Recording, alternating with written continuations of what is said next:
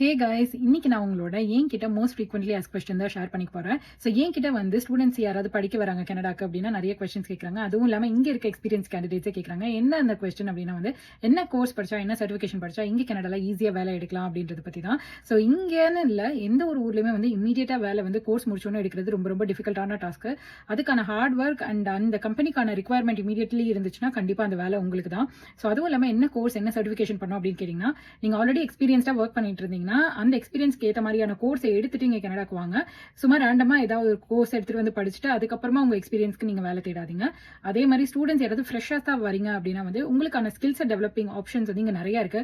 Power பிஐ படிக்கலாம். அதே மாதிரி வந்து எக்ஸல்ல நிறைய எக்ஸல் பண்ணி சர்டிஃபிகேஷன்ஸ் வாங்கி வச்சுக்கலாம். ஸோ இதெல்லாமே வந்து மோஸ்ட் இம்பார்ட்டன்ட் கீ. இதெல்லாம் நீங்க ஃபாலோ பண்ணீங்கனாலே இமீடியட்டா உங்களுக்கான ஜாப் ஆப்பர்ச்சுனிட்டிஸ் ஓப்பன் அப்பாவே இருக்கும்.